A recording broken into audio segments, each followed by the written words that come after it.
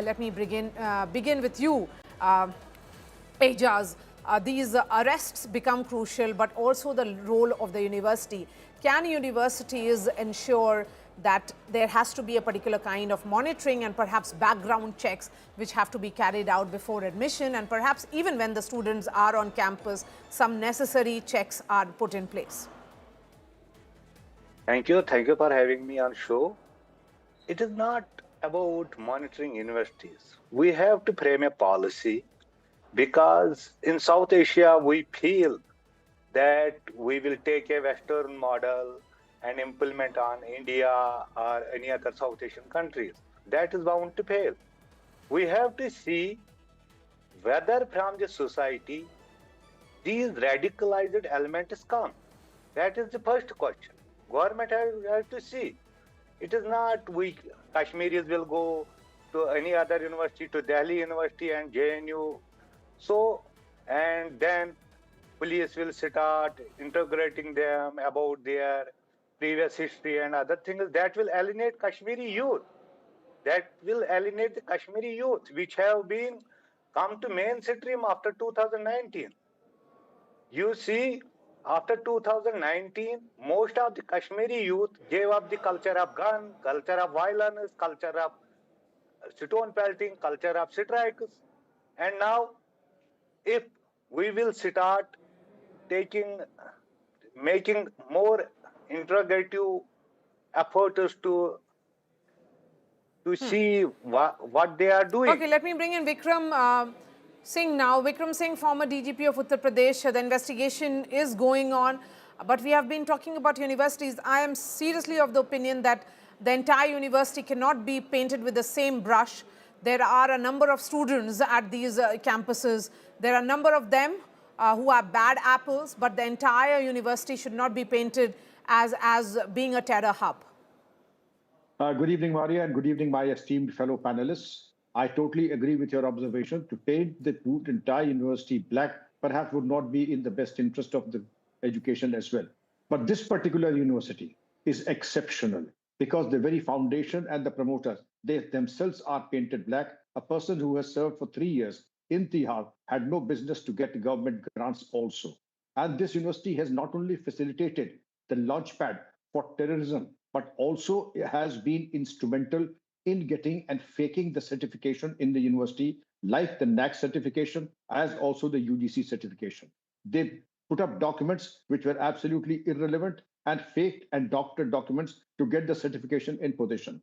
Under these circumstances, when you feel that an ecosystem has been created, wherein people like Dr. Shaheen, who were the head of Jamaat-ul-Momina, and Dr. Nasrullah Hussain, who were discharged from service or dismissed from service under the provisions of 311 of the Constitution of India. What was the reason to hire him in Al-Falah University? He was dismissed from service for anti-national activities. We should not have touched him with a barge pole, but the very fact that we hired him, a person who has been dismissed for anti-national activities, these are loud questions which have to be addressed. To your first question, to the first esteemed speaker, can the universities do? I'm in a private university here in the NCR, and there are things that we do to ensure that we get affidavits. We have our own system to see and check that the children are free from malignant influence. We have large number of Kashmiri boys and girls studying with us, and they are second to none. They are the best, and many of the children address me as Abba. I think we must have done something absolutely right to get that kind of affection and loyalty to myself and to all of us. But love begets love, and hate begets hate. I'm saying something that I have put into practice for 15 years. एक दफा मोहब्बत तो लेके निकलिए, रास्ते में तुम्हें कोई दुश्मन न मिलेगा. This is what I've been told. And as an educationist, I'm an educationist today. I was a police officer 15 years ago. And I feel it has to be, policing can come, but in a very subtle manner. Okay. The Kashmiri youth and the Kashmiris have to be with us in the fight against terrorism. Yes. And let's believe that they are with us, and that's what the display of the Kashmiris has been, that they have condemned whenever there are terror activities, because that's happening from across the border. Major Jolly, when you look at the entire investigation, and of course we are talking about a white-collar ecosystem, that's certainly a matter of huge concern, because, but again, as we have been saying, it's not new. In the past, there are several radicalized terrorists who have taken the most extreme steps. They have been involved in terror activities. Yeah, good evening, Maya, and good evening to both co-panelists. I'll just make a quick comment on what the first panelist was saying, that we cannot put the template of university in India and it will fail. Sorry, but hundreds and thousands of universities, schools, and colleges are running just fine. If you find a source where radicalization is happening, and now I'll come to what you were talking to the DGP, sir, that yes, the university has to be blamed, because the thing is, it is one student does not represent the whole university, but when you have series of incidents happening, it's a pattern.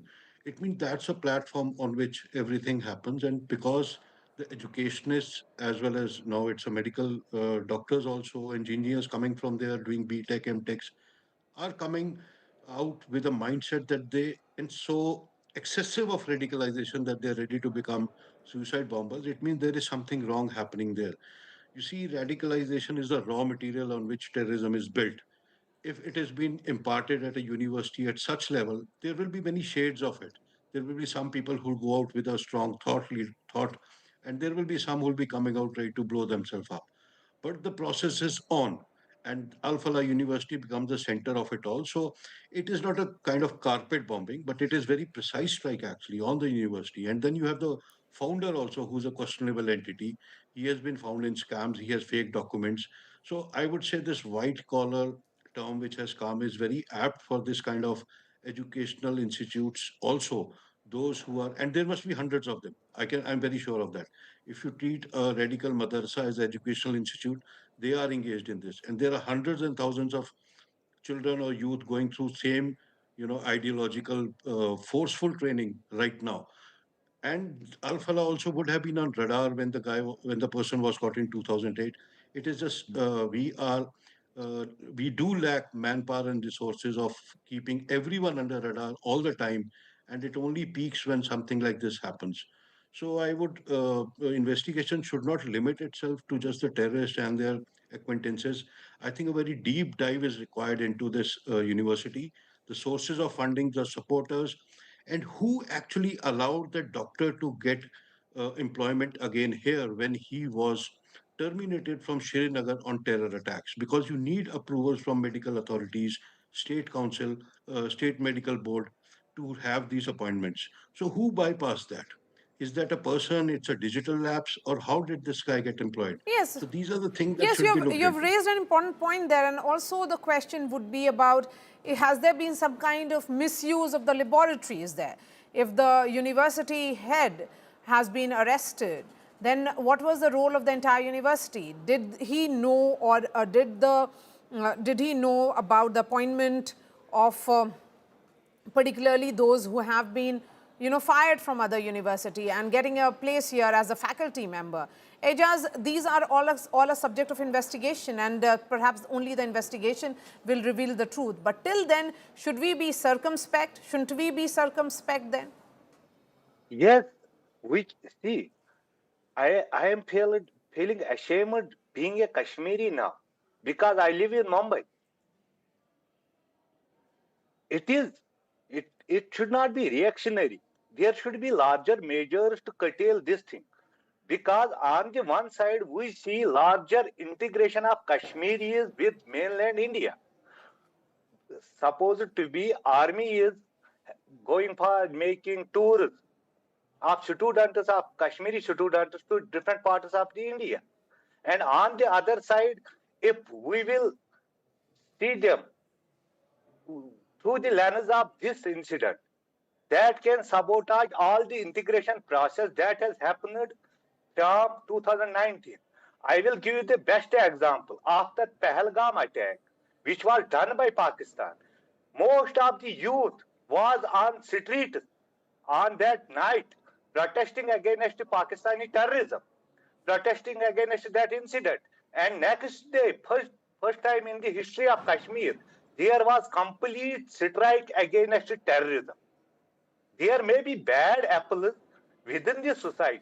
We have to shun them out. We have to make a policy how we can arrest them, how we can make their life miserable, but not at the cost of national integration. That is what I am saying. Okay. On, Okay. let me get another point. If in Kashmir anyone gets employment either in private sector or in government sector, he gets an NOC from CID, police, and every department. That all the universities all over India can do. They can get an affidavit plus an certificate from the J&K police, which is on forefront tackling terrorism from last 30 years. That is my argument. Okay. Please respond to this, Major Jolly. See, that's what I'm trying to say. Who gave the NOC? That is should be asked. If he's and the thing is, when as government employees, and Mr. Singh would agree with me, we both have been government employees. When we move on deputations or when we leave a department, you are given a release letter. When you are terminated, you're not given a release letter.